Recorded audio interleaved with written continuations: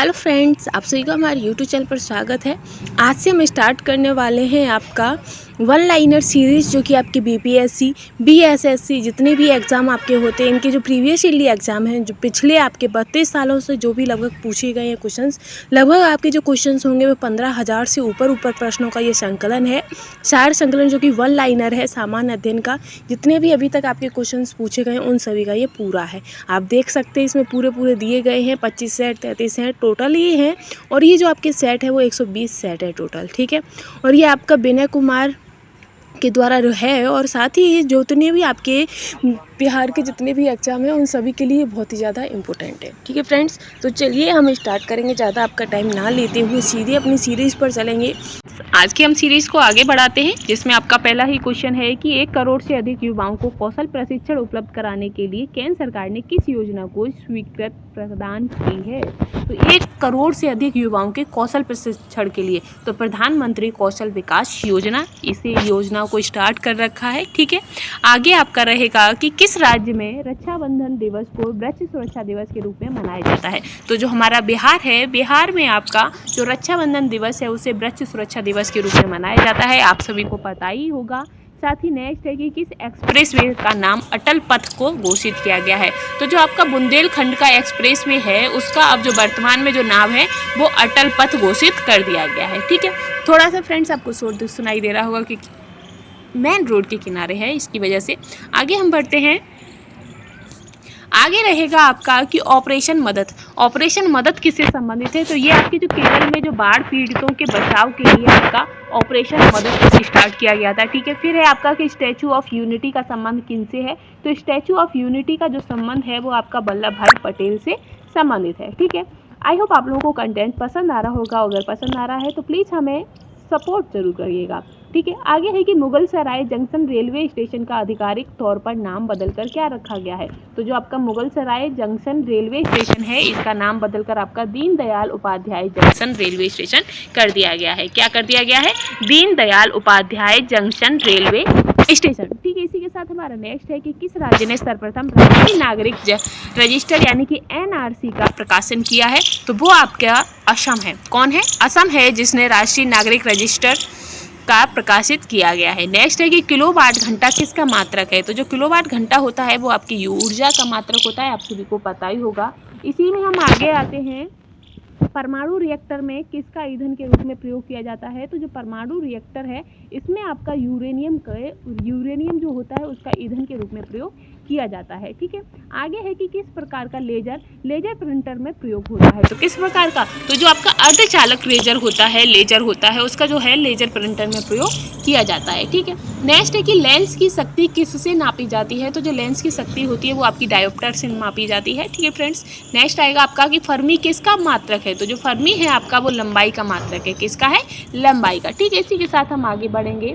आगे है आपका कि कंप्यूटेड टोमोग्राफी सीटी स्कैन का प्रयोग करती हैं। जो सीटी स्कैन होती है वो किसका प्रयोग करती है। तो इस सीटी स्कैन में आपका एक्स किरणों का प्रयोग किया जाता है, ठीक है। आगे है कि बाइनरी कोड में संख्या 7 कैसे लिखी जाती है। तो बाइनरी कोड में जो आपकी संख्या 7 होती है वो आपकी 111 से लिखी जाती है, 111, ठीक है। और फिर आता है कि बाइनरी कोड क्या होते हैं। तो जो बाइनरी कोड होते हैं वो आपके 1 0 और 1 होता है। क्या होता है? 0 और 1, ठीक है। आगे है आपका कि किसका गलनांक अधिकतम होता है। तो जो आपका सिलिकॉन होता है उसका गलनांक सबसे ज़्यादा होता है। फिर है कि इसरो का प्रधान कार्यालय कहाँ है। तो इसरो का जो प्रधान कार्यालय है वो आपका बेंगलुरु में है। कहाँ पर है? बेंगलुरु में, ठीक है। नेक्स्ट आएगा हमारा कि पेंसिलिन के आविष्कारक कौन थे। तो पेंसिलिन के जो आविष्कारक हैं वो आपके अलेक्जेंडर फ्लेमिंग है। कौन है? अलेक्जेंडर फ्लेमिंग है, ठीक है। इसी के साथ नेक्स्ट आता है आपका कि परमाणु रिएक्टरों में किस प्रक्रम द्वारा विद्युत उत्पादित की जाती है। तो जो आपके परमाणु रिएक्टर होते हैं उसमें नाभिकीय विखंडन के द्वारा विद्युत उत्पादित की जाती है। नेक्स्ट है कि किस देश ने विश्व का पहला डेंगू वैक्सीन अनुमोदित किया था।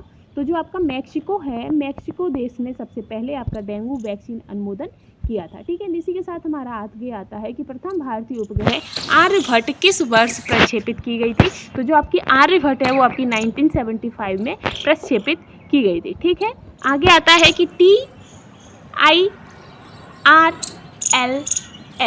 क्या है कि TIRLS क्या है, तो ये एक आपका रॉकेट प्रक्षेपण स्टेशन है। क्या है? रॉकेट प्रक्षेपण स्टेशन है। ठीक है फ्रेंड्स, आगे है आपका कि प्राक सैंधव काल के किस स्थल से हल द्वारा जुताई के प्रमाण पत्र मिले हैं, तो हल के जो जुताई के हल का जो प्रमाण पत्र है वो आपके कालीबंगा से प्राप्त हुआ है। आगे है कि चिरादपुरा स्थल किस प्राचीनतम संस्कृति के अवशेष मिलते हैं, जो चिरादपुरा स्थल है वहाँ पर आपकी नव पाषाणिक संस्कृति के अवशेष प्राप्त होते हैं। कहाँ से?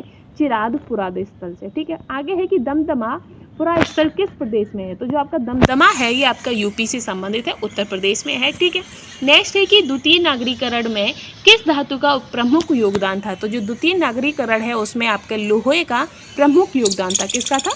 लोहे का। ठीक है, नेक्स्ट आता है आपका कि महावीर का जन्म स्थान कहाँ है, तो जो महावीर जी का जो जन्म स्थान है वो आपके कुंडल ग्राम में है। कहाँ पर है? कुंडल ग्राम में। तो फ्रेंड्स, अगर आपको वीडियो पसंद आ रही है तो बार बार नहीं हमें कहना चाहिए ना, अच्छा नहीं लगता है। नेक्स्ट है कि महात्मा बुद्ध की माता का नाम क्या था, तो जो महात्मा बुद्ध की माता का नाम आपकी महामाया था। फिर आता है कि महात्मा बुद्ध ने सबसे ज़्यादा अपने जो प्रवचन थे वो कहाँ दिए थे, उपदेश कहाँ दिए थे, तो वो आपके श्रावस्ती में दिए थे। साथ ही उन्होंने पहला अपना प्रवचन कहाँ दिया था, तो सारनाथ में दिया था, जिसे धर्म चक्र परिवर्तन भी कहा जाता है। आगे आता है कि पाटलिपुत्र किस राजवंश की राजधानी थी, तो जो पाटलिपुत्र थी वो आपके मगध की राजधानी थी। किसकी थी? मगध की। ठीक है, इसी के साथ नेक्स्ट है आपका कि अवंती राज्य की राजधानी कहाँ थी, तो अवंती की जो राजधानी है वो आपकी उज्जैन थी। क्या थी? उज्जैन। ठीक है, नेक्स्ट है कि कौटिल्य तथा चाणक्य किस सम्राट के प्रधानमंत्री थे, तो कौटिल्य तथा जो चाणक्य थे वो आपके चंद्रगुप्त मौर्य के प्रधानमंत्री थे। किसके थे? चंद्रगुप्त मौर्य के। ठीक है, आगे है कि अशोक ने किस राज्य पर आक्रमण किया था, तो अशोक ने जो आक्रमण था वो कलिंग पर किया था। किस पर किया था? कलिंग पर। ठीक है, आगे आता है कि चौथी बौद्ध संगति किसके द्वारा बुलाई गई थी, तो जो चौथी बौद्ध संगति थी वो आपके कनिष्क के द्वारा बुलाई गई थी। ठीक है, इसी सीरीज में आगे हम बढ़ेंगे कि चंद्रगुप्त द्वितीय किस साम्राज्य के शासक थे, तो जो चंद्रगुप्त द्वितीय थे वो आपके गुप्त साम्राज्य के शासक थे। नेक्स्ट है कि मेहरौली लौह स्तंभ अभिलेख का चंद्र किससे से संबंधित है, तो जो चंद्र है वो चंद्रगुप्त द्वितीय से संबंधित है।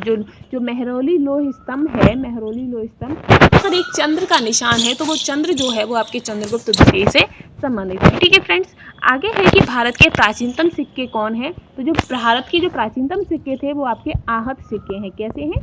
आहत सिक्के हैं। ठीक है, इसी के साथ नेक्स्ट आता है कि स्वतंत्र भारत का पहला राष्ट्रपति कौन थे, तो स्वतंत्र भारत के जो पहले राष्ट्रपति थे वो आपके डॉक्टर राजेंद्र प्रसाद हैं। साथ ही जो संविधान सभा के जो स्थायी अध्यक्ष थे वो भी आपके डॉक्टर राजेंद्र प्रसाद हैं। वहीं संविधान सभा के अस्थायी अध्यक्ष कौन थे, तो सच्चिदानंद सिन्हा थे। ठीक है, और ये लोग कहाँ के थे, तो जो आपके डॉक्टर राजेंद्र प्रसाद हैं ये हमारे बिहार के ही थे। ठीक है फ्रेंड्स, आगे है कि किस शासक ने गुलामों हेतु विभाग स्थापित किया था, तो वो आपकी फिरोज शाह तुगलक थे जिन्होंने गुलामों हेतु विभाग स्थापित किया था। इसी के साथ हमारी आज की सीरीज समाप्त होती है। कल फिर हम एक नई सीरीज के साथ हाजिर होंगे। अगर आपको कंटेंट पसंद आया हो तो प्लीज़ हमें लाइक शेयर एंड सपोर्ट जरूर करिएगा। Thanks for watching.